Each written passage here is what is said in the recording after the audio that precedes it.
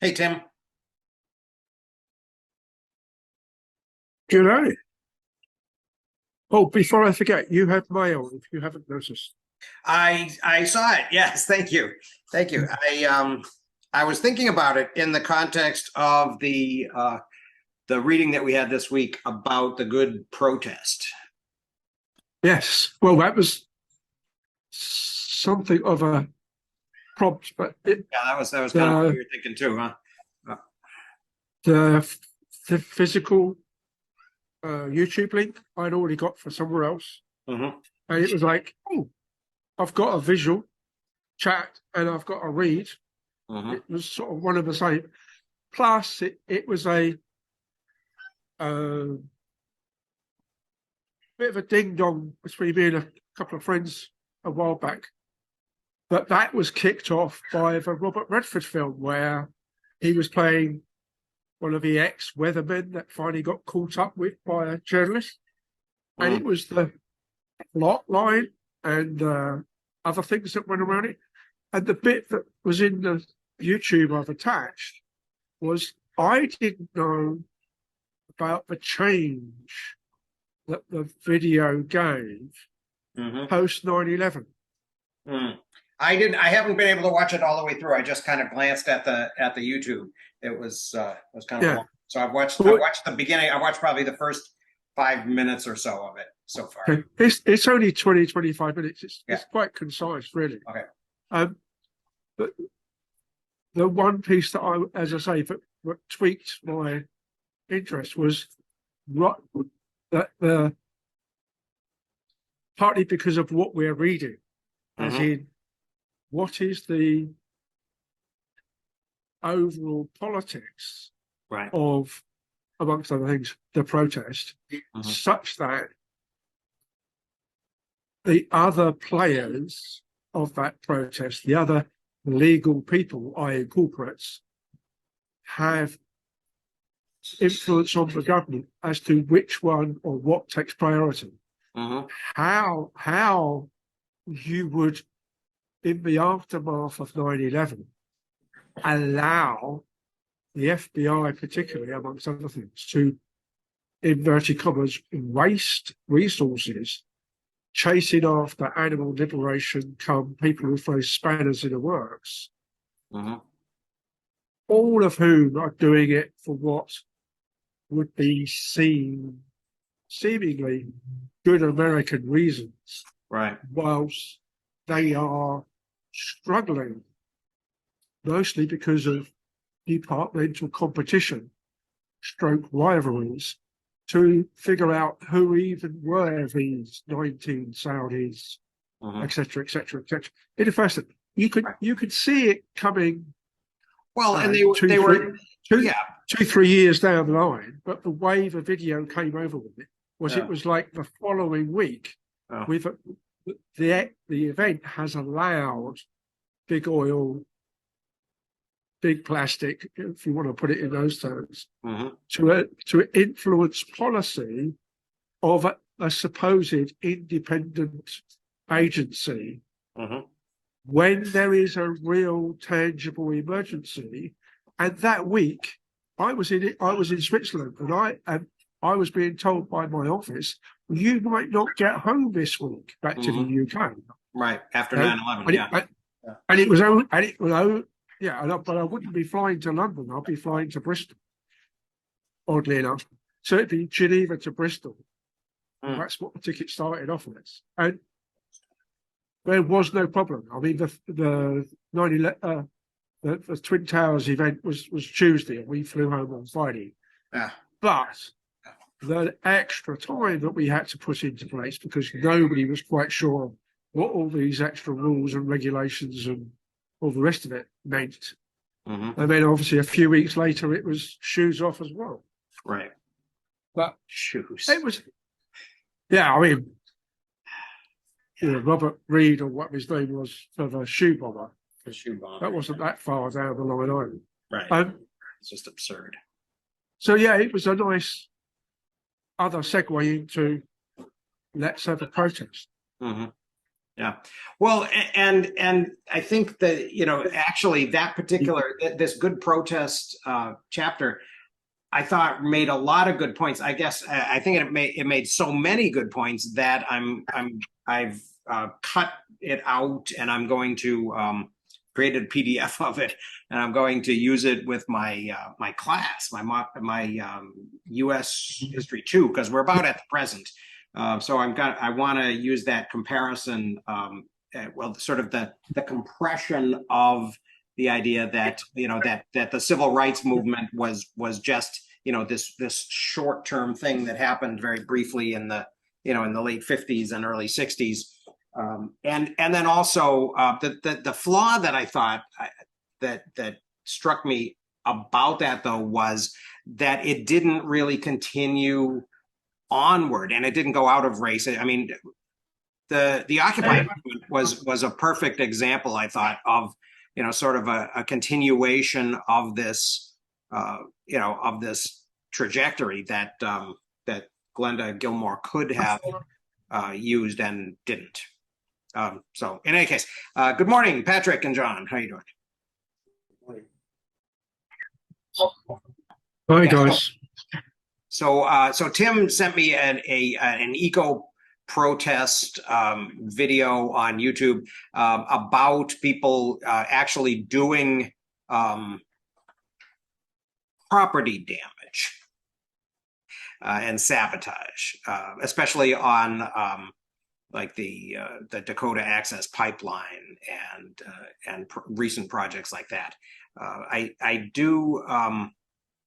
Yeah, I think that really does need to be looked into, because one of the things that I remember happening when they were protesting at Standing Rock and stuff was that that any gathering that is kind of like what they were talking about in the really in the police violence chapter as well, that that anything that anytime that people gather, right, that is worthy of a response from law enforcement, or from from the domestic intelligence network, from the FBI or somebody. Yeah, I mean, that was the one that got me, and particularly with the way the UK's changed in the last couple of years because of all the Extinction Rebellion and the Just Stop Oil and Insulate, where it's not even necessarily original protest. I mean, Insulate Britain protest was because the government reneged on their promise to help grant-wise X number or X value or X bracket. Can't remember exactly how it was originally phrased, so that people could, those people that hadn't got any, because I'm sure there are still some buildings that don't have much insulation, and those buildings that have below the minimum, there was a scheme that was part and parcel of Tory party policy that there would be help to improve as part and parcel of the UK's promise, which I think was all the way back to the Paris Agreement, which is notionally binding on the signatories. And then part of the way through the usage of this, Johnson decided to cut it. And the way that it was discussed, and the timing of the way it was discussed, and the amount of time available for the debate was such that it was basically hidden in the trash on a very busy day, so there was very little time, and it turned out that the cut that was spoken about as though it was from 100% to 80% was actually more like 100% to -8%.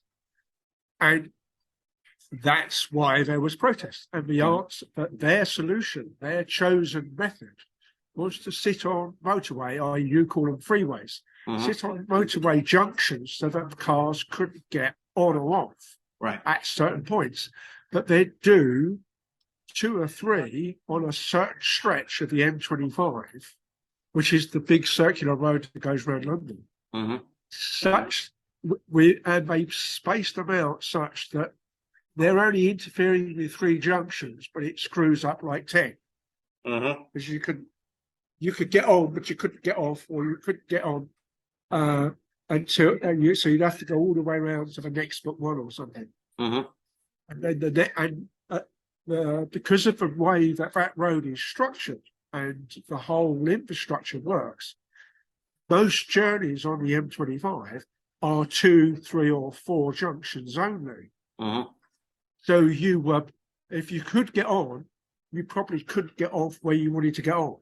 Mm-hmm. So you'd either have to come off early or Right. come off late. Right. So your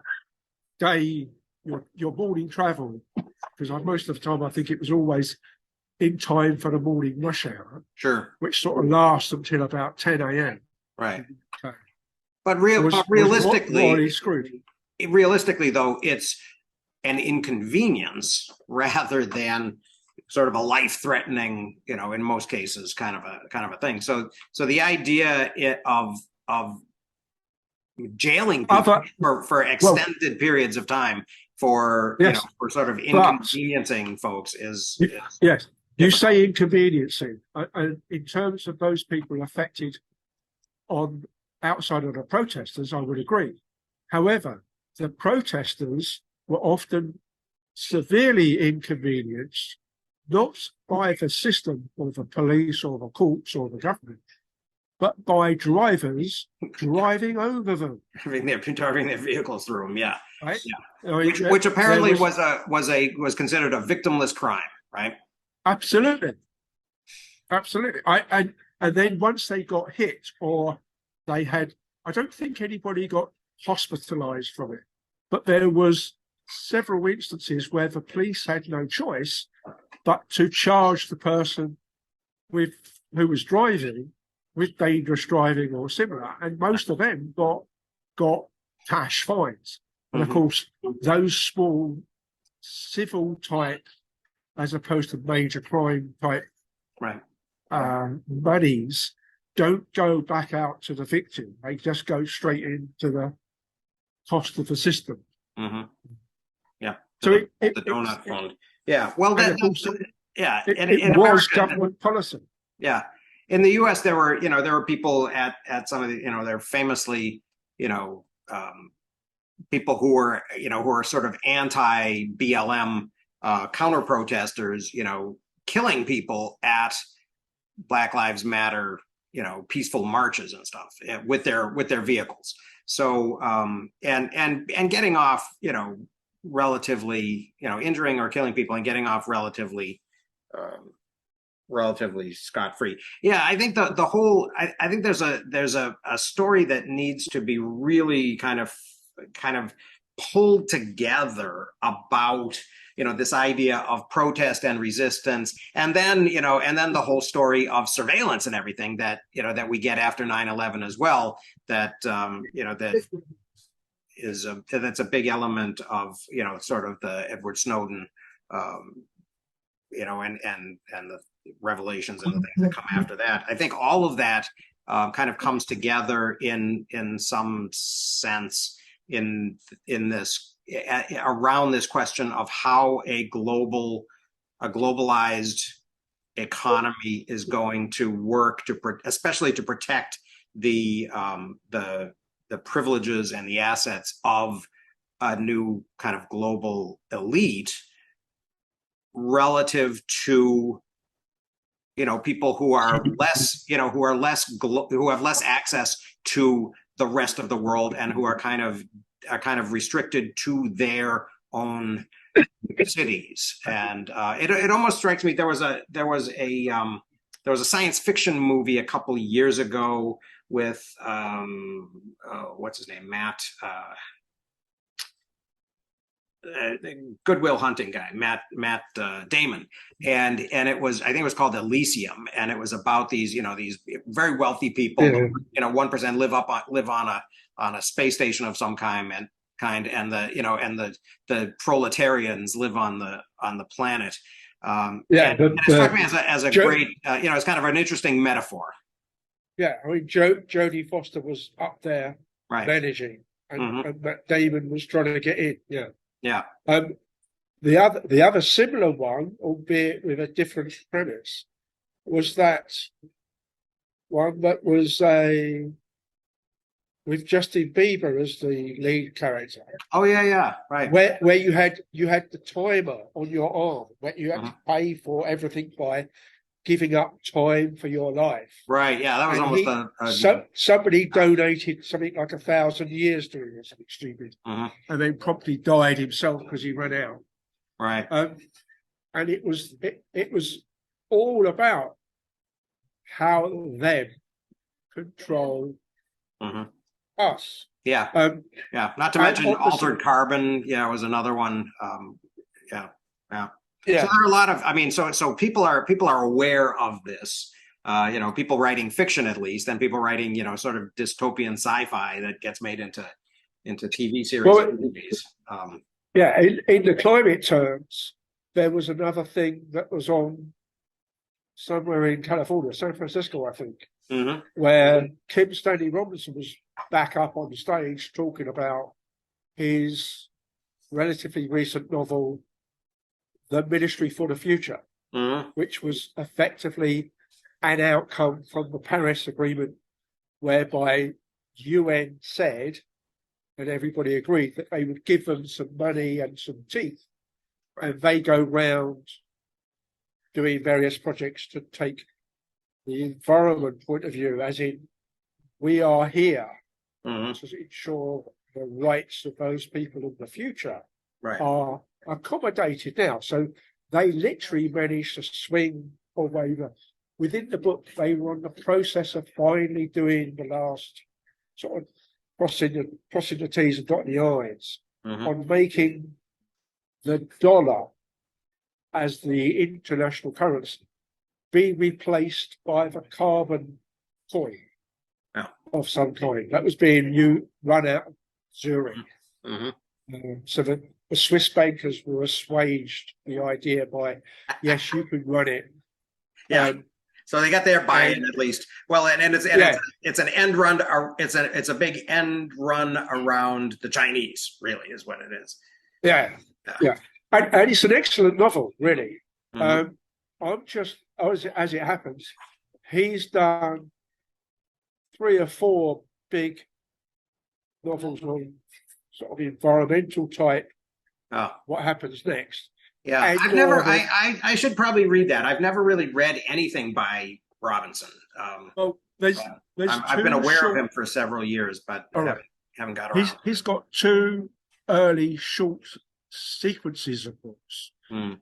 One of which is the Pacific sequence, which is one of his earliest ones. And I'm just finishing that for the first time. How I missed it, I don't know. Mm. And then his second one is about some guy who works in Washington, DC. Mm. And part of his beef in that book is the difference in the pricing of, if I work in DC on a government salary, why do I have to live in my car? Because I can't afford a rent, Yeah. right? So there's a small little trilogy. It's something like 30 days of rain, 40 days of snow, Mm. and 50 days of something else, something like the 3 books. Uh-huh. And then, of course, climate-wise particularly, there is the Ministry for the Future. But it's touched upon on many of his works.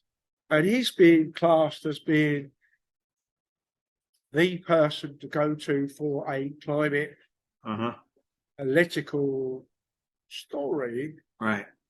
which the comment on the last lot of stuff, but reviews-wise, I was reading, had a line that was something like, so even when he's wrong, he's right enough to be worried, make you worry about that aspect.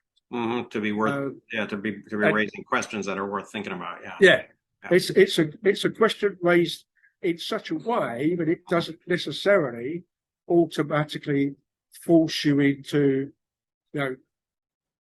donkey ass versus elephant, Right. hackles raised instantly, etc. Right. Yeah. Yeah. So yeah, I think it's interesting because there have been, there have been some attempts at, sort of semi-fictional climate-y, climate related, things that purported to be nonfiction. But I'm thinking of, I think, well, Oreskes and Conway, sort of speculate about the future a little bit. But then David Holmgren, the guy who theoretically invented permaculture, wrote a book that was a kind of a four potential futures thought experiment about, would we get, what type of outcome would we have, and would it bring more sort of repressive government action, or what type of society would be the outcome of all these crises. I think it's interesting. What I was listening, I was trying to clean up my office here a little bit before as I was waiting to begin this morning, and I was listening to a podcast called the All In Podcast, which is it's run by a guy named Jason Calacanis, and it's got David Friedberg, David Sachs, and Chamath Palihapitiya on it. And apparently they're all poker buddies, and so that's why they call it the All In Podcast. But they are all tech entrepreneur, venture capitalist types, right? Chamath was he was an executive at Facebook early on and became a billionaire, and the other guys are all actually working. And I guess Chamath is a VC as well. But they were arguing today about GPT, and and Chamath actually was calling for regulation, for some type of government regulation, because he used the example of Chaos GPT, which is apparently out there now in the wild, and with it, and there's some controversy about, I guess I haven't really dug into it that much, but there seems to be some controversy about whether it was intended, ironically as a warning, or whether it really kind of is a sort of a let's destroy civilization move. And Chamath's point was that, and I haven't listened to it all the way through, but the point that he seemed to be trying to make was that, somebody is going to, because these models are now, there's a thing called Auto GPT, right? That allows the language model to implement a series of steps, and based on the outcome of the first step, go on to the second and the third, and and so kind of do very complex tasks, and so the people who are excited about that are saying, well, that means that we can have these personal digital assistants that we can tell it, oh, go and plan my vacation, and it can take that, sort of that kind of fuzzy direction and do a series of steps that will actually be useful and valuable. Of course, other people are saying that on the downside, they could say, find the vulnerabilities of this enemy state's network and exploit them. And of course, the software has no way of judging whether or not it actually should do these things, so it'll just do them. And that at some point, somebody will tell it to do something like that, and the software will do it, and then there'll be a disaster and a call for regulation. And as a result of all of that,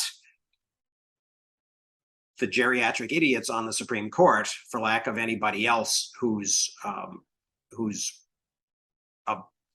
kind of a buck stops here type of an organization, will end up deciding this, this type of question.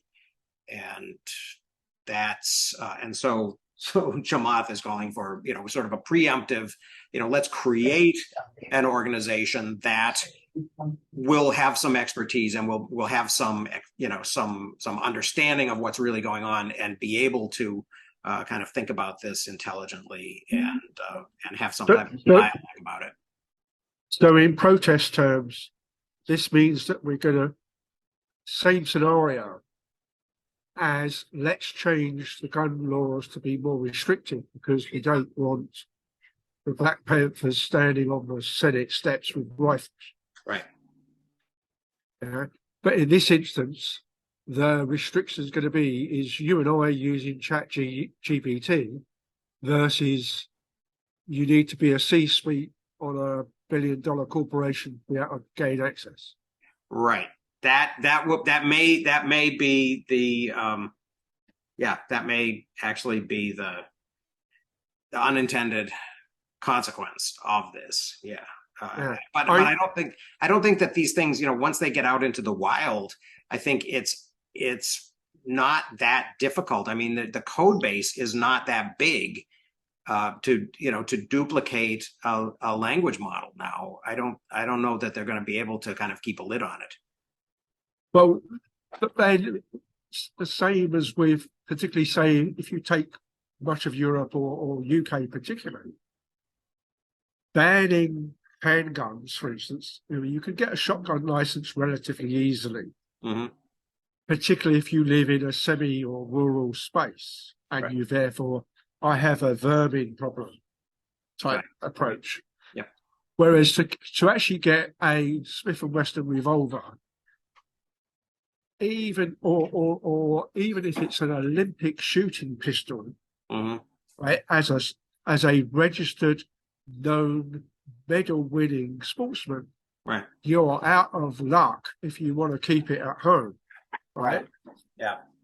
Yet, as you say, once the cat's out the bag, people who want to can get, because there's always workarounds in one respect or another, except 99% of a normal law-abiding citizen doesn't realise in many cases just how easy it is or it's not as difficult as made out, and the bad guys don't care anyway.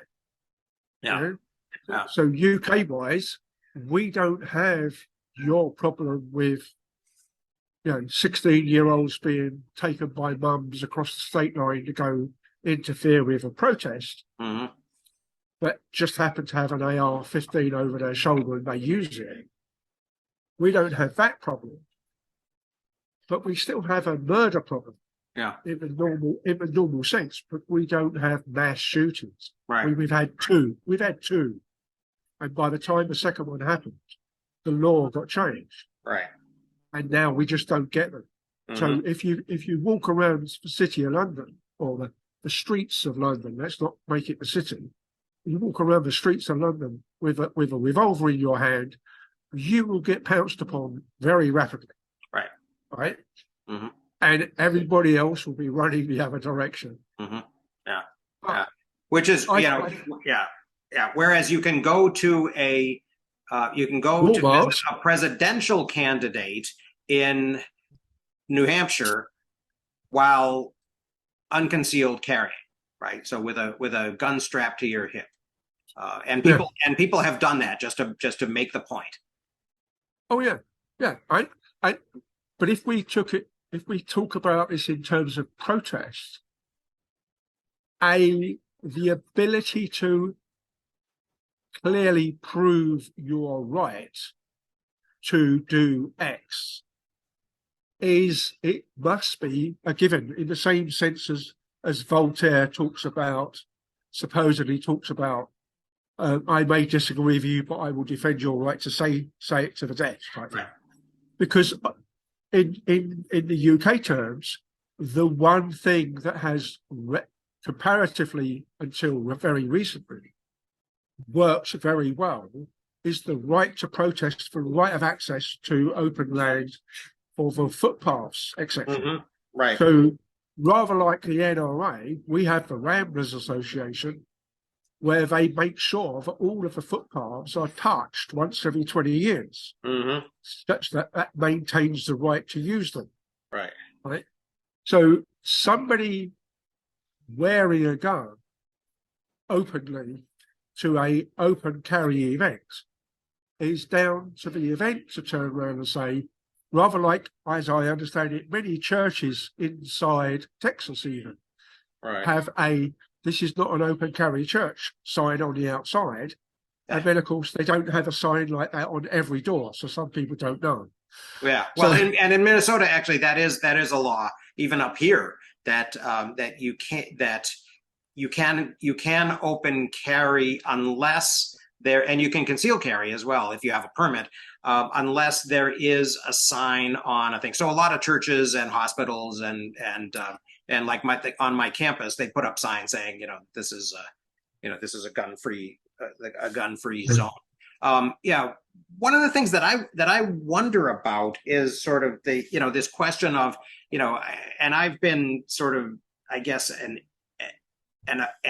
opponent of kind of the expanding surveillance apparatus, I think, generally, since I began learning about it, when Snowden started, releasing his stuff. But but I wonder, if given this, given the fact that, that people who are paying attention to this, experts and and researchers and stuff, are discovering that these possibilities of really mass damage are becoming more widespread and becoming more available to more people. Do you think that this in some way kind of justifies this idea? So, so I guess my question is, so do you think we need more surveillance, and that argument is legitimate? And then I have a follow-up question after people respond to that.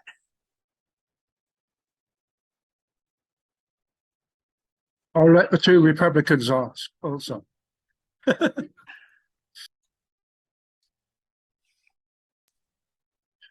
Definitely silence. So yeah. So John, Patrick, what do you think? I don't know that I don't know about your politics. I won't make any assumptions, but you restate the question, please. I guess given, I mean, as I've been seeing these things, as I've been seeing this, this kind of potential for, for people to have more leverage to destructive means, whether they're software, or more information available to them on how to to do things.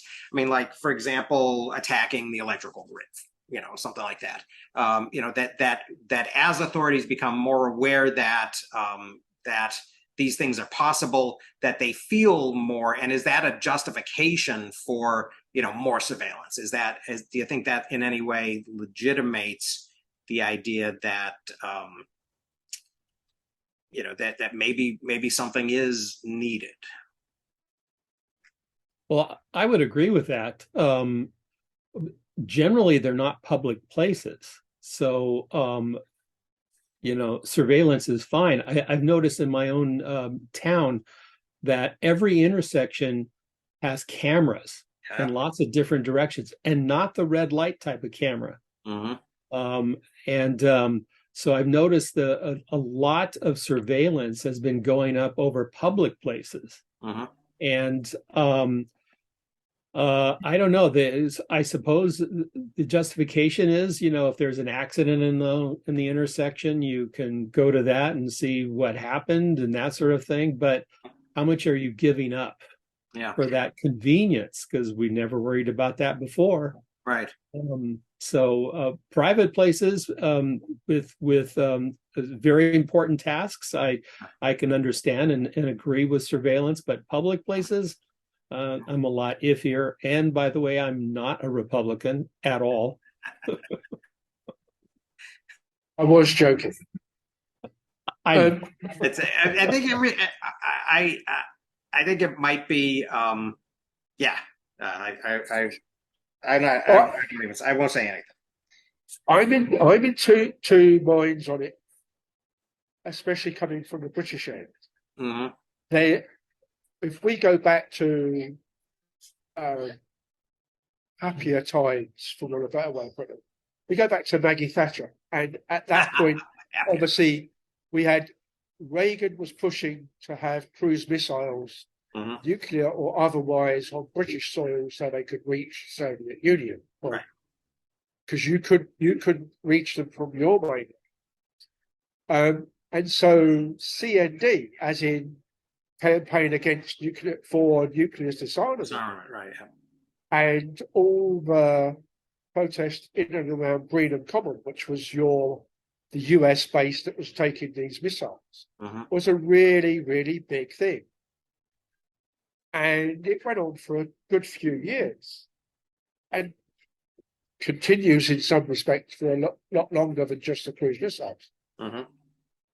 Yeah. And of course, what happened eventually was that we didn't use the equivalent of the UK equivalent of the FBI, but we used a group of people out of the Metropolitan Police, which had no ground stake in the geography of Greenham Common. It was too far out, other than it was a site of significance. So they managed to claw it back in again through Mm. the old version of Special Branch, which is our political police at the borders as well, Mm. whereby some of the surveillance was done low tech, as in, let's put some cop under cover in the group. Right. And the criticism of the process was they didn't manage the cop going into the group well enough. And they ended up by fathering kids with the protesters. And of course, So it's a generational solution. so there was, well, sort of, other than, of course, at a point, the spy's handlers pulled him out and put him back to his own John Smith name as opposed to David Brown. Right. So, of course, all of a sudden, this kid became, I'm a single parent family. And it's like, well, where did he go? And eventually, some of the women, there was a small handful of women that got treated like this. Mm. Some of them eventually realised, or somebody, oh, by the way, I saw David Brown the other day. He was in Tesco's or something or whatever. Mm-hmm. Mm-hmm. They actually found out that they were cops undercover. Mm-hmm. And so said to the government, oh, by the way, you know all this trouble I've had trying to get benefit for my no father child? Cough up. And then some of them even went to the point of they sued the Metropolitan Police Special Branch directly. So it all came a thing. Now, that in combination with, we had a black late oldest teenager that got murdered by two white kids at a bus stop. The parents protested vigorously because they weren't happy with the investigation. Mm-hmm. And then it was found out that the Metropolitan Police had decided, instead of particularly processing the crime, they decided the thing to surveillance most was the protesting parents. Yeah. That all got found out. And so the two things all came up about the same time. Mm-hmm. And therefore, and then, of course, we ended up with a change of government and various other bits and pieces, and Blair was in. Mm-hmm. And so all of a sudden, the emphasis switched such that the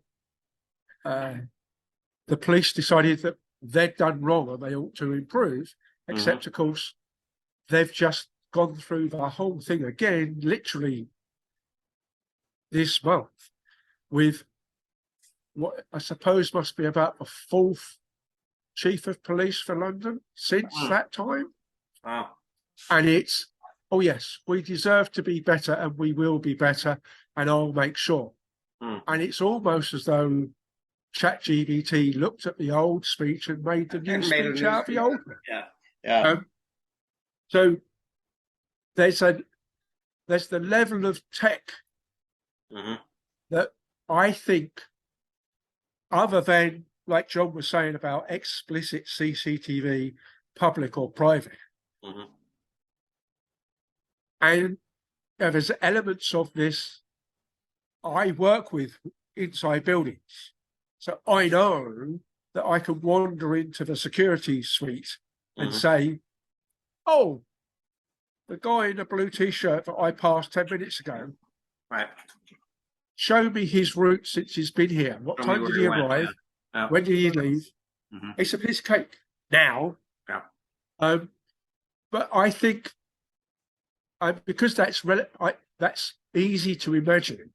The one that I think is more insidious is the steps that we in the West seem to be taking, as with Cambridge Analytica, taking all aspects of your life, Mhm. it's all through metadata. It's not even really actually taking full content of your phone, of your web searches, of your comments on Facebook, Right. or your disagreements on Reddit, and you end up with 2/3 of the step that the Chinese government has, such that your job security and your bonus payments and your ability to travel on internal passports is a reflection of your social construct Right. score. Right. It's almost like Minority Report. Yeah. One of the one of the things that struck me about the thing, and and one of the things that I was thinking about as I asked that question was, I personally, I sort of would feel more comfortable about the idea that, you know, that somebody is going to be, watching. If I didn't think that the people who were going to be watching were as just abysmally stupid as they continue to demonstrate that they are. And what I mean by that is, like, for example, this week, right? The Massachusetts leaker of all of this, all this information about how, the US government has been lying to, the American people about how badly things are going in Ukraine, for the Ukrainian armed forces. And I mean, he's being depicted as an anarchist, and and Discord, where he's been, which is a gamer's platform, communication platform, is being vilified as this, as this kind of, the next 4chan, and this whole, kind of cesspool of anarchistic, dissent, and and all this, and I just think that that it's crazy to me how how poorly we just seem to be completely unable to to have adults in the room on some of these issues, and I don't know, maybe that's because they're so politically charged now. It seemed like, and again, maybe I'm, maybe I'm looking at the past through rose-colored glasses, because I'm always warning my students about that, that the Wonder Years weren't really that wonderful. It was just that it was a period of consensus, right? It was a period when we manufactured that consent, and and didn't hear those voices, like what Glenda Gilmore's saying in this, this good protest thing. But holy crap, it's just like, can't we find some responsible professionals? I'm not sure I follow what you mean about the espionage case. What I mean about what part of it? When you say adults in the room and the espionage case, I'm not following what how you connect those. Well, just that the response by the the media and the intelligence, the people from from the American intelligence network, who are feeding them information, is is basically not to deal with the information that was revealed, but to try to to sort of say that this is, you know, that we're going to use this once again as another opportunity to sort of crack down on whistleblowers or on anybody who is, you know, who has a dissenting opinion, regardless of where they get there. I don't think that it's that operative. That, you know, I don't think that the operative issue is that, you know, that this was classified material that was leaked, because that happens all the time for, you know, for political reasons. And if you're on the right political side, you know, it will be, you know, it's justified. Right. So I don't think that that's the issue. I think the issue is, you know, that anything that comes out that's counter narrative is attacked. Hey, Garth said he was going to make an example of them. Yeah. Yeah, I think the other example of this is the Valerie Way affair, where what was that? Ambassadorial husband went. Oh, the Valerie Plame. Yeah, that's what I was thinking of. Right. Yeah, that was okay. Right. You know, it's okay to out her as a CIA agent because which was and is and got charged because it was illegal. Mm-hmm. And yet, of course, the then president just goes, "Oh, here's a pardon." Done. Right. Stroke of a pen. Yeah. Right. But the yet the 2 or 3 frontmen that used that fake intelligence, as you were saying about the abuse of the information, rather than other criminal things like outing Valerie as a field operative. Right. The actual abuse of the information, and those people that stood up or stood for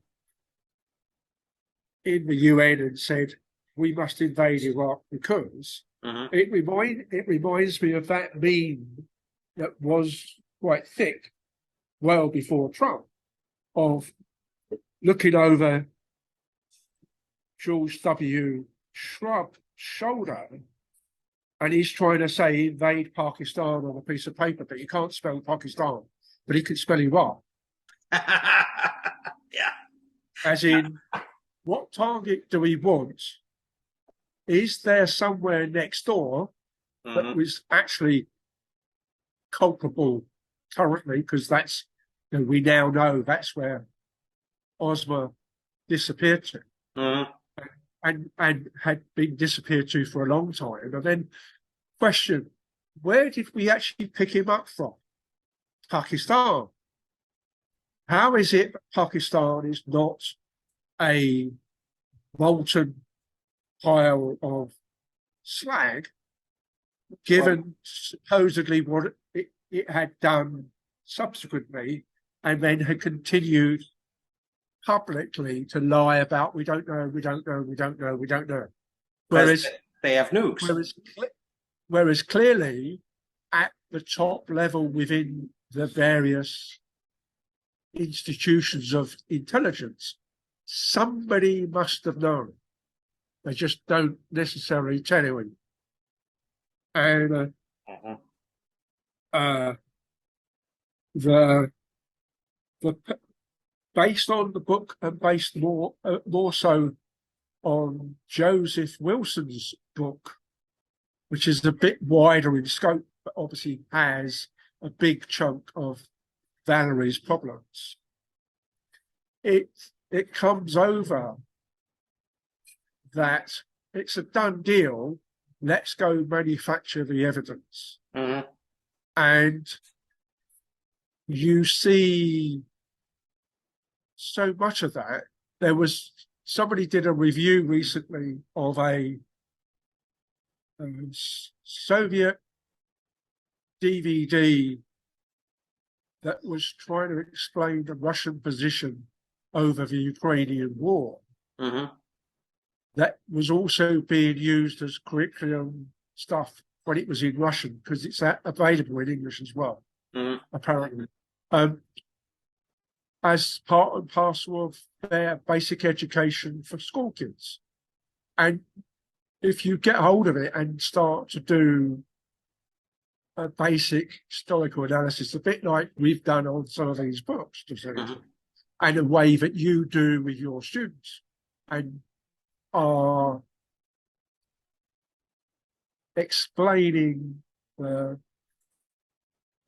theory and the tools of history and how when you apply them to the information in a open, more logical way, it's like Ukraine has not been part of Russia for a long time. The Soviet Union, as was, is not Russia. It's bigger than. That's why it's called a union. That's why there were all the different lower houses of government, the same as you are the United States of America. You're 50. Right. It was a union of republics. 50 autonomous places. Yeah. In the same way as we found out, I think there's a Heather something Richardson is mentioned in one of these early chats. Heather Cox Richardson. Yeah. Heather Cox Richardson. My former advisor. Yeah. Oh, right. Okay. Because Yeah, I follow her stuff quite nicely, having found her likely about a year ago. Yeah. She,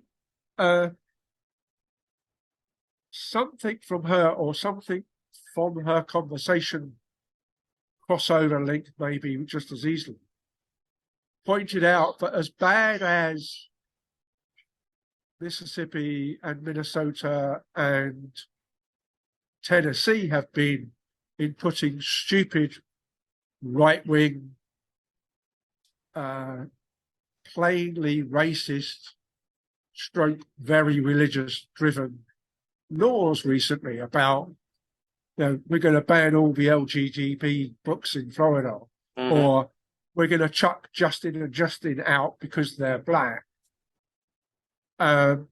etc.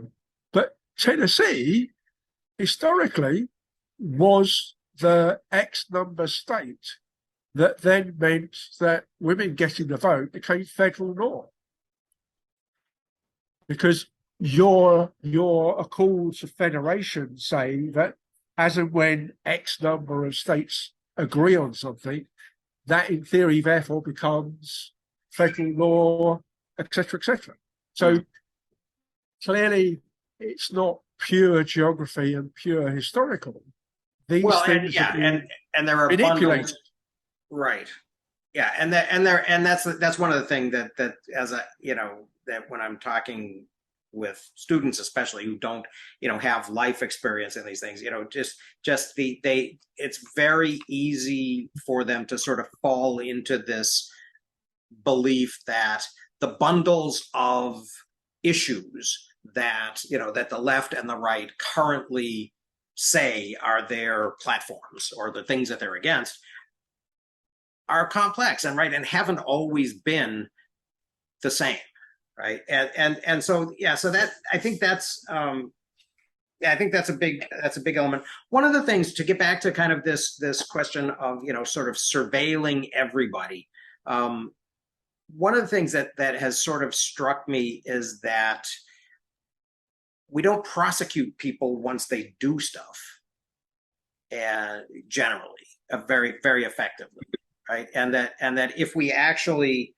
if we actually held people more accountable for things that they actually did, then then maybe we could spend a little bit less on this. It would take some of the air, the pressure out of this the sails of the people who are arguing that we need to surveil everybody because you never know who's gonna do something. Well, there's two points I think on that from my side. One fictional, one fact. Scooter Libby went to jail, right? So we do prosecute those that do wrong from that sort of point of view, and there have been cases of whistleblowers in the UK talking about MI5 and MI6.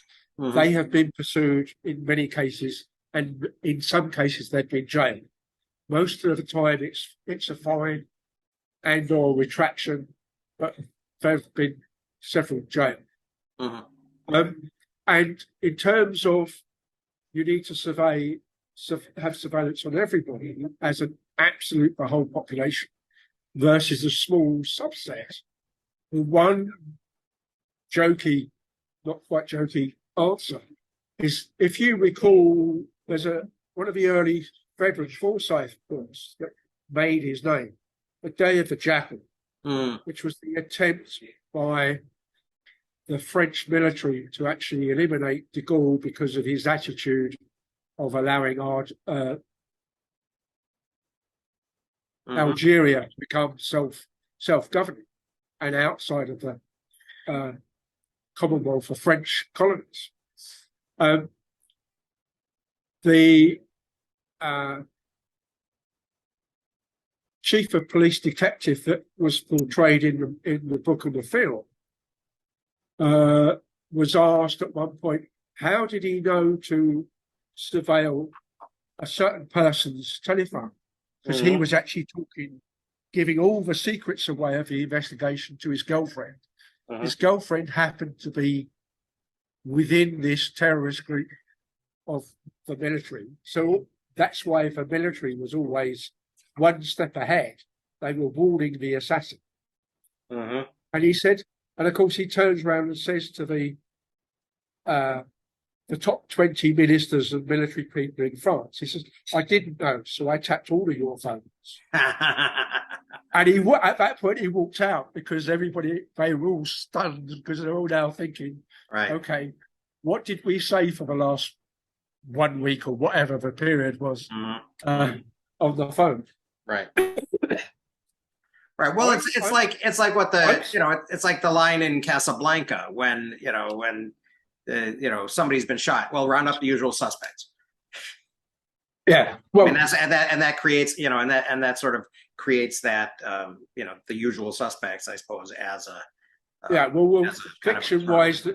fiction wise you can't have the cast of many to be too big. You've got to be outprinting. The other one that I think is instructive on this is the third and or fourth season of The Wire, where they really get into what is the metadata we can get from simple old style mobile phones. That was what was available. And the amount of information you give away by tower location, who are you contacting, how close were those two phones, etc., etc. You don't have to phone people. The tower knows where you are because you're always in this, at least in the urban city and equivalent. Right. I mean, the joke we have here is you need to go 100 miles into the desert before you lose 1 bar of a 4-bar signal. Wow. Because we're well covered here, right? Yeah. Right? It's not true, but it's close. Right? And we don't have the network of roads and all the rest of it. Once you get so far out, there are no roads. Literally, where would you like to drive? And do you believe, by the look of it, saying it's Birmingham? Yeah. If not, you get stuck. Don't go driving alone. No. So, I'm still, elements of me are still more curious about the improvement in the understanding for the metadata code, the other elements, not necessarily so much the number of times that I may have said the word terrorist on Facebook. Right? I don't know enough, but I particularly think things like, with Cambridge Analytica type stuff, using it for political rather than actual true military criminal intent is clearly the biggest problem, I think. Right. Yeah. Go ahead, John. Well, yeah, Tim mentioned it. location data on cell phones. Since almost every adult human has a cell phone, its location is being tracked. You can turn it off for apps, but I don't think you can turn it off for the base phone. I'm not sure. But now that is accessible to any prosecutor. Yeah. They can subpoena that from any of the big companies and get that and build a stronger circumstantial case against somebody. And what's interesting is that you have to be aware of these things, whereas like I talked about the intersection, you could see the cameras. So it's sort of like a warning, you're being watched. Whereas on your cell phone, I imagine people forget about it all the time, especially people who want to break the law. Right. Yeah. Yeah, I think there's, I think there's not a lot of, I don't think you can get away. If you turn your phone off, I think it's not really off. You can't take a battery out of it. That was Apple's innovation, right? You can't remove a battery from a phone anymore. Which you wonder, is that a design issue, or was that actually, were there other reasons for doing that? To go back to this good protest kind of pull that back in. One of the things I wonder about is, I think her thesis is that by thinking about this as a very short-term, problem that led to a solution, and now, thankfully, we've solved that issue. Have we sort of made it possible to do what's going on in the police violence chapter and kind of criminalize any type of dissent? Go ahead, Tim. Well, I think the biggest problem is there's that old cliche saying is, those in power will never give up power. And while that's true, and you think of it as a good example of Trump saying he didn't lose the election, for instance, I think it's worse than that. It's a case of, we've given ourselves temporarily this tool, let's call it the Patriot Act, that the reason for that materially has gone away, and it's so understood now, it's difficult to conceive that you will get another Twin Tower copycat event. So why is the Patriot Act still on the books? It's because you've made such good use of it, and you've made use of it in the wrong, effectively, in areas that is not what was discussed at the time.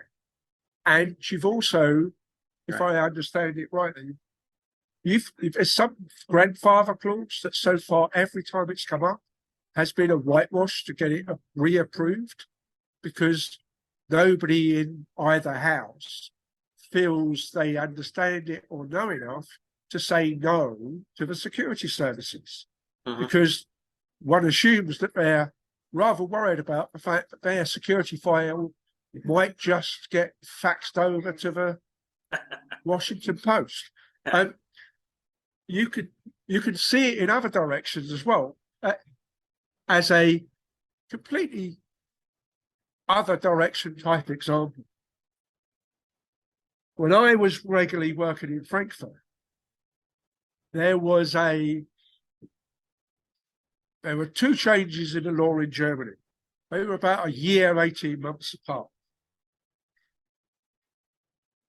One of them was they regularized prostitution, legalized prostitution. I can't recall the details as to whether it had to be in a registered brothel or not, and or you had, as the woman, you had to register or something. I'm not quite sure, but that's semi-irrelevant. Right. And then later, they changed the law over who has access to unemployment benefit, such that the law said something along the lines of, if you reject a legal job offer that was valued to about the same as your benefit, you are likely to lose the benefit. At which point, some of the girls were going for these bar girl jobs that turned out to be, well, it's bar girl and tips for opening your legs, as it were. And they therefore walked away from the jobs because it was literally legalized prostitution. Mhm. And then, of course, they then lost Their their eligibility. benefits. And so you were getting women politicians standing up and saying, that was not our intent when we passed either of these two laws. And it's a case, what else? And there's elements of the Patriot Act, and there's elements of stuff that's been going through the UK parliaments ever since as well, that have given more and more and more powers, and they keep asking for more and more powers to deal specifically with things like the Extinction Rebellion classic thing is, we hold hands onto an iron bar that's inside a big steel tube, so they can't see exactly where our arms are and hands are, so they can't cut it apart so easily, and we super glue our hands. There's elements of some of that type form of process is explicitly being written into law as being an illegal form of protest, such that the ability to do anything, a bit like you started off saying about, any group of 4 or more adults was an illegal congregation. And you think about those places that have had such laws, and you instantly get, the obvious one is Nazi Germany. Wow. Yeah, or the American South during Jim Crow. I mean, what's going on in the? I'm sort of looking at what's going on in the chat too, and all of this criminalization of vagrancy while black, right? Or not, or not taking a job that's offered, and or leaving a job, right? Initially in the black codes, right? You couldn't leave a job. All these things that operate disproportionately on some people, on some groups of people rather than others. Homelessness. I heard homelessness in San Francisco just last week being described as kind of the homeless industrial network. That there are people who are profiting on homelessness, and so there is no kind of political will to really address it at all.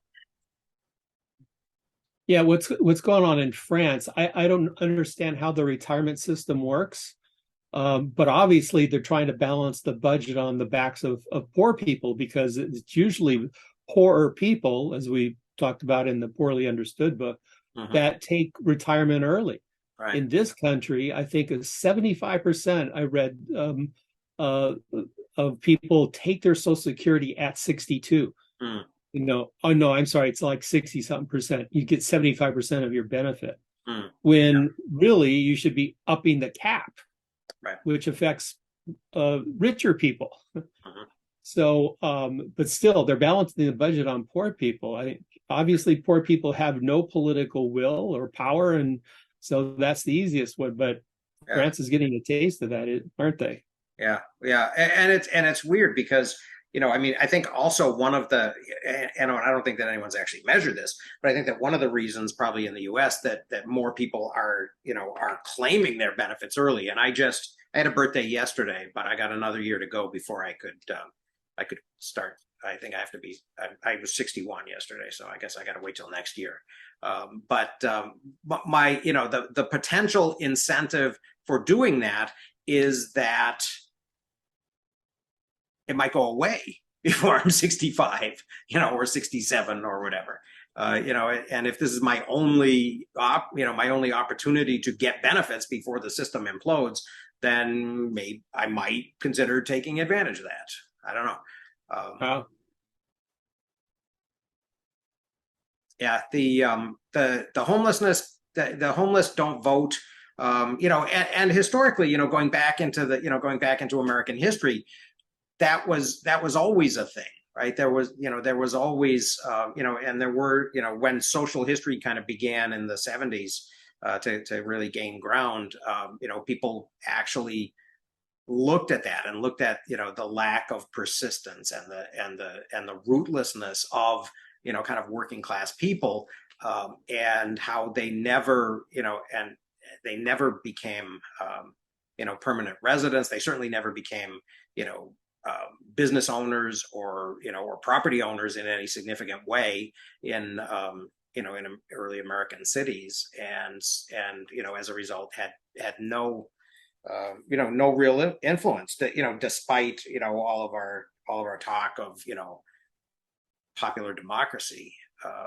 It would something strikes me, as it has done in much of our discussions, really, as in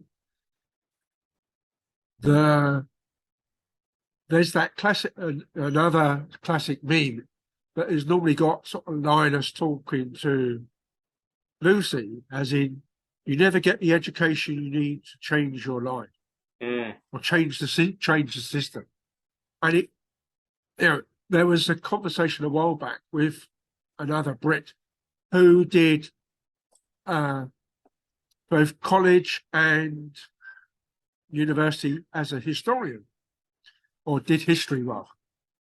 He decided his history course, although he passed it and all the rest of it, of itself was rubbish. The college history was good, but the college teachers were giving him the tools, but the references they used were still out of date and or too mainstream, not critical enough. But school level given history was so bad, he stopped doing history at the point of where in the UK system, you start to choose your subjects. Typically, in your first year of high school, second and third year of high school, so actually 11, 12 and 13 years, give or take, you do everything you get told. And then in the fourth and fifth years, you choose your subjects because those are your high school qualifications. And then you can go on and do, but used to be called in my time, a sixth form.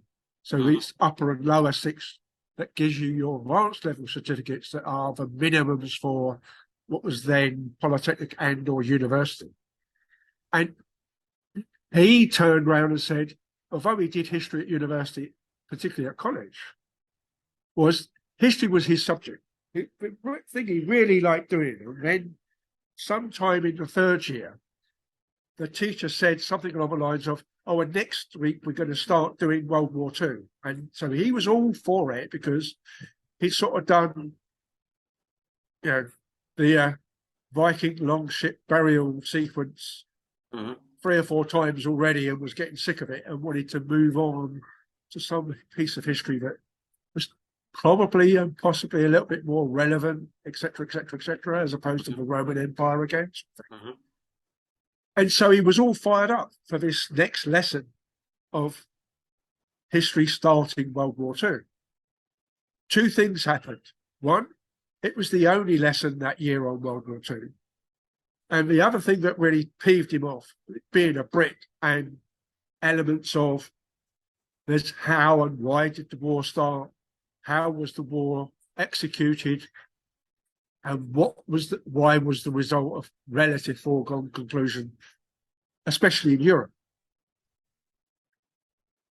The teacher came into the class and gave the entire class session without mentioning several words, one of which was Hitler, Mussolini, or Stalin. Wow. Because the only subject was the bombing of Hiroshima and Nagasaki, and that was it. Now, the relevance, as much as we were allies to that part of war, and it gave us elements of our empire back so that we could give those people their independence later,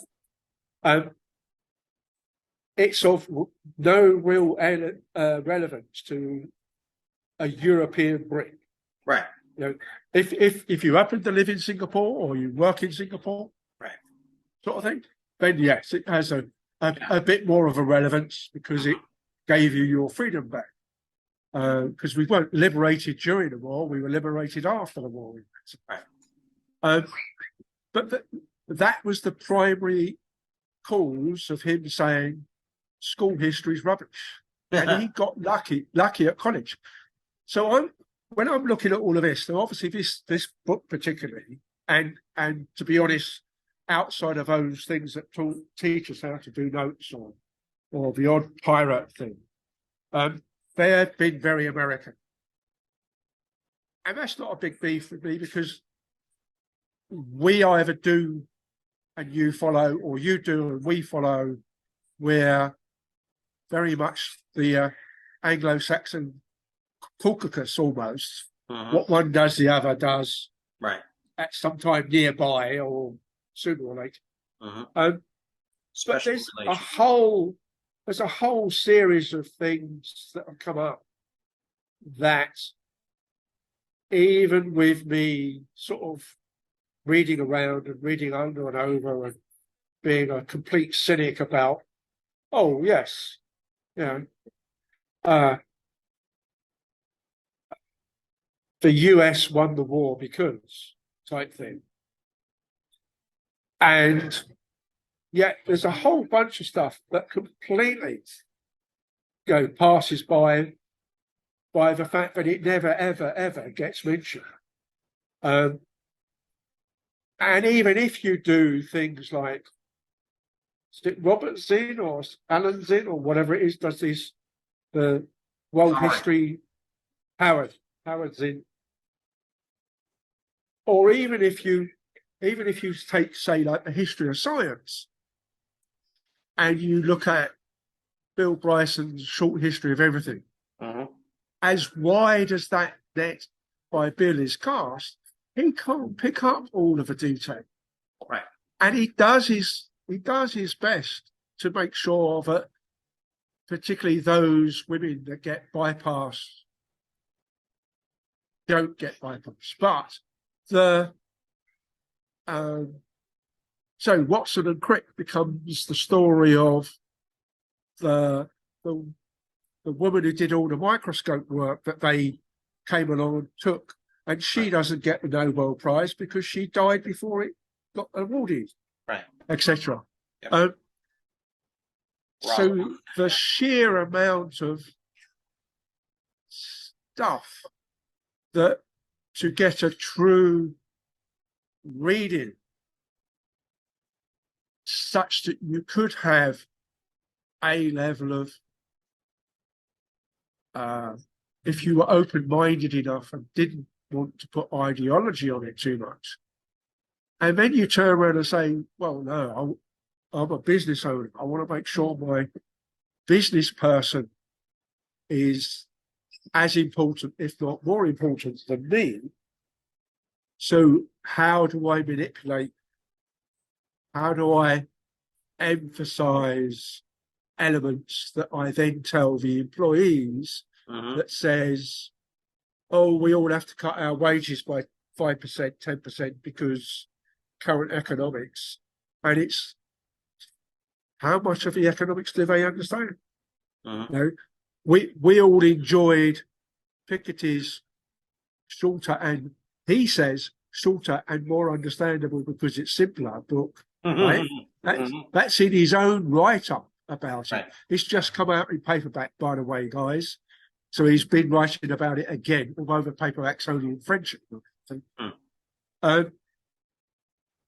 How many of us can honestly say, as we are not economists, that we could pick up his full-blown history of capital and get through it in a reasonable amount of time and know that we are on reasonably sure ground and even do the math? And, you know, of all things, math is supposedly the thing with no ideology behind it because it's math, right? Right. 2 + 2 = 4, unless you're in some red states where apparently it's 22. As per the YouTube channel, whatever it was that did the film about sacking the teacher, which is quite a good joke. Look for it. 2 + 2 = 22. Teacher sacking. All right. It's a good little video, good little story. And a possible warning for you teachers. Okay. And as I said, the guy that said about World War II was Hiroshima and Nagasaki, Lesnar, that was it. Within that conversation, an American teacher piped up, and the reason he was let go was that apparently he blamed Muslim terrorists for 9/11. How does that So- relate to Hiroshima and Nagasaki? But within the conversation about how bad history is taught, Oh, an actual teacher was in part of that conversation, an American one. oh, They piped up, oh, by the way, I got let go 18 months ago or whatever it was, because I insisted that Muslims were perpetrators of 9/11. So I don't know whether the guy was telling the truth or not, but I can imagine it in some ways, especially when you see the 2 + 2 = 22. okay. Although that is comedy, I must. Yeah, right. Yeah, I think that, I mean, I think all of that argues for more probably engagement with history by more people to, you know, to sort of prevent some of these things that people ought to know better, but, you know, but apparently, you know, maybe don't. You know, and I guess that goes kind of to the theme of this whole book that we're reading, you know, this Myth America, you know, and there being, you know, being some things that we sort of don't understand because we haven't, you know, sort of examined these claims that, you know, that oftentimes, you know, politicians make, and then the media, you know, kind of echoes, and they, you know, and the things, you know, it's kind of funny because I always find it ironic, you know, when these, you know, the way that this book has been framed, it's sort of like Reagan, Trump, right, are kind of the bookends of this, you know, everything has kind of gone bad, and we sort of, you know, first descended into dumbness with Reagan, and then, you know, once again, you know, kind of double down on the dumbness with, you know, with Trump, and the things that people basically get away with saying and not being, you know, and not being challenged on what we would nowadays call fact checked.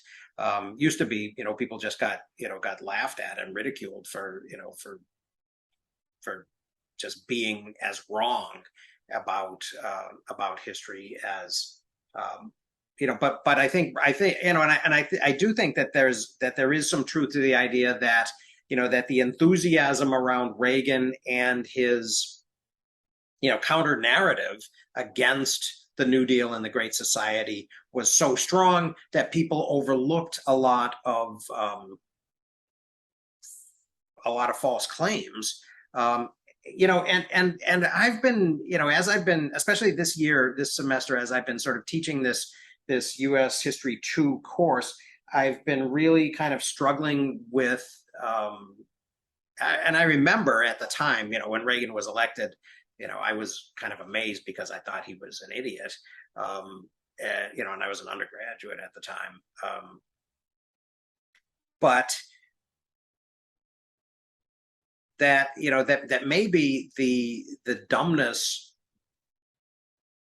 was actually a very clever role that he was playing, and basically, kind of took out of the closet and wore that suit, whenever he needed to, like, oh, I didn't know anything about Iran-Contra because I'm not, I don't know what's going on.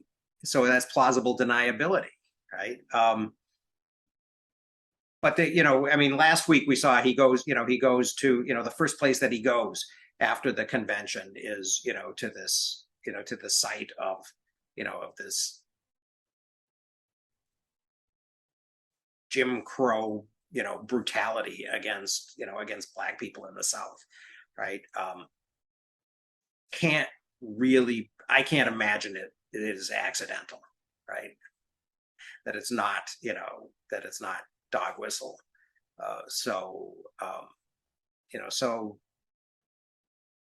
that kind of folksy, kind of dumb, but excusably dumb because he's a regular guy, kind of a persona. I think maybe applies also to Trump, in the same way that it kind of did to Reagan. And I don't think that people should be allowed to get away with that. And the discourse, and I don't think the discourse should be allowed to be dumbed down to that level just because, somebody like, George W. can't understand the complexities of international diplomacy, or whatever. So he can just say evildoers doing evil. No. So obviously, ultimately, we get now, particularly, the press that the oligarchs want us to have, because there's almost no true, real free press. Uh-huh. And the press that is semi-free has to operate in the same market. And so elements of, I've got a couple of friends who monitor the UK press, but their primary target, and they quite happily say so, they're monitoring the right-wing owned press explicitly or in one particular case, explicitly for the climate change type stuff. Yet, as I think I might have mentioned back when we were talking about Erastides and Conway's chapter, the Sun is a Murdoch paper in the UK. Uh-huh. But I can't remember whether it was early this year or late last year.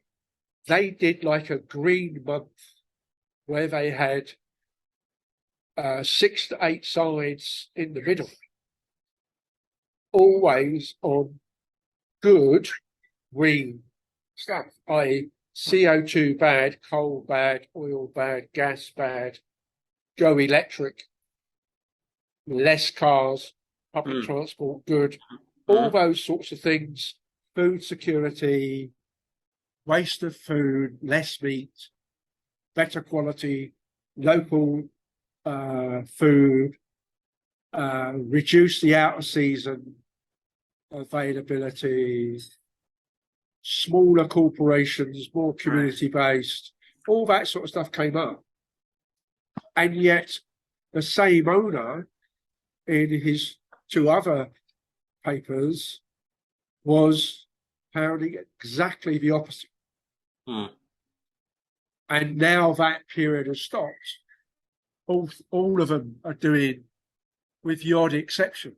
And what we've also found in that, because it's quite a detailed analysis, it works on it by heart, is very often the event is reported and elements of the cause, like, or the thing, like it's a flood or it's a high temperature or whatever, might be well reported, but there's no consequences being analysed, or there's no, yes, it was high temperature here, as in, somewhere like Southampton or something. But that same week, we had temperature-driven major floods in Pakistan that are for the same reasons. Yeah. And that killed 30,000 people, whatever the number. Right. Such that the reporting is, it's a score. It's as much a score as a football match or a cricket match. The score is of no consequence. It has no actual, tangible, real issues. And even though we have the obvious one that does touch people explicitly and touches their property, worse still is flooding. You'll get the odd few people will die, but the real biggest issue is, am I going to get flooded again? And can I get insurance for the damage? This time as well as next time. Because if you've been flooded once, you're probably going to be flooded again. Because flooding's on a relatively deterministic, you're at the bottom of a hill, you're going to get flooded. You're on a floodplain. That suggests that there's likely. And, well, let me throw something in here though, Tim. I think that if it's in a Murdoch paper and they're doing this thing, in the middle of the paper that makes it look like they are more accepting of this, or more, sort of more open to, green, right? Then maybe the objective of that is to basically take the legs out of the green opposition and say, well, okay, this is if Murdoch is down with this, then okay, good, we've won. We no longer have to fight, and everybody can go back to being amused, as you were saying, and just having kind of the circuses. Yeah, split the vote. Yeah. I mean, the other one, which I think I've mentioned before as well, is that not that long ago, Murdoch has bought 2 non-paper publications. One of which is National Geographic, and the other one is New Scientist, which is a much more. He bought New Scientist? Yes. Oh, wow. So Murdoch's papers are clearly racist, right? Particularly from the way that at least the 4 of us, those that are here, would read it. Yet, it's like 2 years ago, 3 years ago, there was a whole big edition after Murdoch had bought the National Geographic of the National Geographic doing a whole issue on why the concept of race is fake. So and I can't remember exactly what the dates were, but it's easy enough. One of the guest editors for that was Elizabeth, what's her name, that did Eat, Pray and Love. Oh yeah, Elizabeth Gilbert. And I also think Elizabeth Colbert, by the Sixth Extinction author, was there as well. And it's the usual 150, 200 pages, whatever. Wow. And so there's a element where I think you're right. There is an element where, Murdoch, for instance, has supported both Tories and Labour in the UK. But he's done it because he thought they were going to win but I can help you win good or big, right? Well, and So I can, the and equivalent- I can have a string on you when you win. Absolutely. Yeah. Absolutely. Uh. And yet things like The Guardian, when they finally got pelted by their readers and their supporters sufficiently, decided they would stop doing long haul flight, long haul type holidays as advertising. Because very often it was on the page after, don't fly, or Right. Yeah. grow your own vegetables, or whatever, Right. because of green issues on one bit of the paper. Right. And the next page was all this, oh, here's all the offers to go and, let's go on 2-week holiday in Bali. Jump on a plane. Yeah. Let's- Right. Yeah, or not so much just a plane, but it's, it's 2 weeks in Bali, or, Right. let's go for our 4th vacation in Australia, and it's, or whatever. So there's clearly some things are moving, Hmm. and there are, even the greenwash moves it slightly. It doesn't really move it properly, and that's much more of a Penn and Teller type move. Right. But Yeah. it's a, can you therefore abuse their abuse and trap them into doing something else? So at the moment, one of the big things in the UK is, and of course, UK of itself is relatively small, so we don't actually need to fly city to city. Right. And even though we're not part of the EU, we're still connected by rail, Right. and boat to the European mainland. From sort of like Manchester through to, say, Milan type distance, which is at least half the distance across the US, if not more. Right. Our own European network is sufficient and speedy enough that we don't need planes. Right. So all of our small regional airlines are going bust, especially with COVID. So they've not recovered post-COVID. Right. And there's a push by many to therefore say this airport may have been given pre-COVID a planning permission for another runway or another terminal or whatever. We should be able to take all that back. Right. And that's being fought by the business that is the airport, clearly, because they want their business to grow. Sure. And yet, that, although that gives employment locally, people are pushing to say employment at what cost? Right. Right. There is no 15-minute city, walkable city advantage. Yeah. Rather like your strong cities group and similar that are talking about how to make corporate cities actually financially viable so they can do things properly. Yeah. So, it's just us two. So 17 to 20? It is. So yeah, 17 to 20. And I would like to kind of return to this thing that you kind of brought up in the email about, protests and violence and, and what's at stake. I'm not sure that maybe the insurrection, maybe chapter 17 on the insurrection and then other violent stuff in America will give us another perspective on that. But yeah, I think that it would be kind of good to return to that issue as well. All right. I don't think resolved it. As a sort of aggregate editor, if I said the words Russ Kick, you know who I mean? Who? Russ as in RUSS, Kick as in KICK. Nope. All right.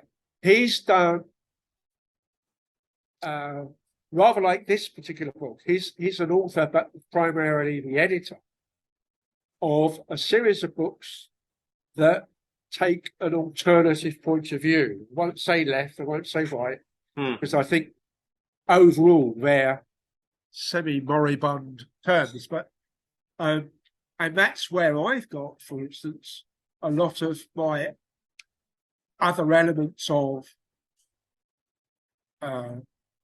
history. So one of them focuses on religion, another one focuses on drugs, another one focuses on sex, and another one focuses on, I think. Is this the guy who wrote 100 Things You're Not Supposed to Know? Oh, that's the sort of thing, yeah. So it's Okay. normally he goes 101. All right. And some of it's much more political. So he's got quite a bit of what I would call working class history, as in industrial unrest. Oh, he's disinformation books. Yeah, I am. I didn't know his name, but I do know. I recognize the logo of Disinformation Books. Well, all of the chapters are pretty much self-contained. They've got references and stuff, but in most cases, I think. Yeah. But they're actually quite good, self-contained, sort of double essay size for memory. Yeah, I think I've looked at. I didn't buy it, but I think I got out of the library the "Everything You Know Is Wrong" book a while back. Yeah, it's got some. That might be. Yeah. I used to have paper copies back when pre-Kindle days. Right. I think I had it at about the same time that I was subscribing to Adbusters like a decade ago. And I think that may have been where I found out about it. Anyway, before I forget, thanks again for doing this anyway. You bet. It's a little bit of a shame that we end up with such small number, really. Because there was a good and bigger buzz, I think, when we were 2030. Yeah. Even if 2030 didn't speak that much. Right. And I was guilty in some respect because I still haven't put really much of a note in the notes on the city. But I also noticed that Graves popped back and forwards on there a bit because of a time zone. Right. Yeah. And apparently Chris was on a plane today on his way back from Tennessee. So yeah, we'll have a better group next week. Yeah, he did say he's got his. Yeah. Reluctantly, he was going back home. Yeah. Presumably after Justin Jones and Justin whatever his name is. Yeah. Okay. Well, I'll see you next week, and we'll do the end of this book, and then we'll talk about what's next. Okay. All right. Ciao. Thanks, Tim. Take care.